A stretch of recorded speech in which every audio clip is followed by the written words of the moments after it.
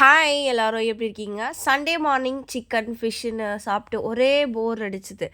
அதனால் இன்னைக்கு எதனா ஒரு ஸ்பெஷலாக வேறு எதுனா செய்வோமே அப்படின்னு சொல்லிட்டு தான் மட்டன் போட்டி வாங்கிட்டு வந்திருந்தோம். இந்த மட்டன் போட்டி செய்யறதுக்கு இன்றைக்கி தான் டைம் கிடச்சிது எனக்கு. ஏன்னா 1 மந்த்தாகவே ஹஸ்பண்ட் வந்து கேட்டுட்ருக்காரு மட்டன் போட்டி செஞ்சுதா அப்படி சொல்லி. ஸோ எனக்கு டைமே இல்லை, அதனால் நான் செய்யவும் இல்லை.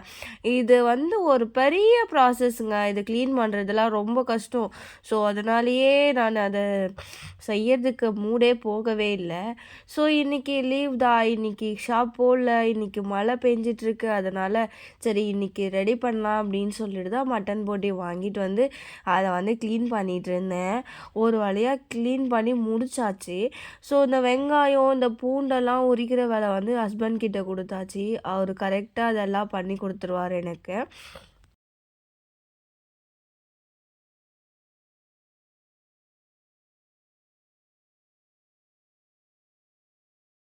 அப்புறம் பார்த்தீங்கன்னா, இருமல் வந்து அதிகமாக இருந்துச்சு. ஸோ அதனால் தாளிக்கீரை வந்து வதக்கி சாப்பாட்டில் பெசஞ்சு சாப்பிட்டா நல்லாயிருக்கும். இருமலும் குறையும் அப்படின்னு சொல்லிட்டு சொல்லுவாங்க. எங்கள் மாமியார் அடிக்கடி செய்வாங்க இதை. அதனால் இன்றைக்கி அந்த கீரை தான் பறிச்சிட்டு வந்து ரெடி பண்ணி சாப்பிட்ருந்தோம். ஃபேமிலியில் எல்லாருக்குமே இருமல் தான். ஹஸ்பண்ட்க்கு வந்து அதிகமாக இருக்குது. அதனால் அவரும் சாப்பிட்ருந்தாரு, நானும் சாப்பிட்ருந்தேன். டேஸ்ட் வந்து அல்டிமேட்டாக இருந்துச்சு. அப்புறம் மதியத்துக்கு தான் பார்த்திங்கன்னா மட்டன் போட்டி வந்து ரெடி பண்ணியிருந்தேன்.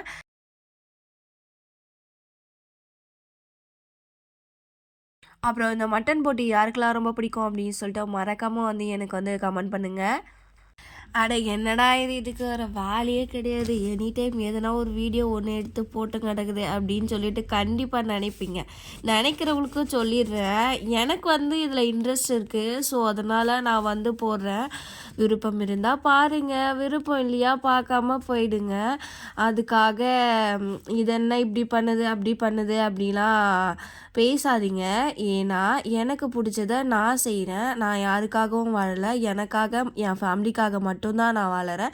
ஸோ அதனால் எனக்கு பிடிச்சத நான் பண்ணிக்கிறேன். யாருக்காகவும் எனக்கு பிடிச்சத வந்து நான் ஸ்டாப் பண்ண மாட்டேன்.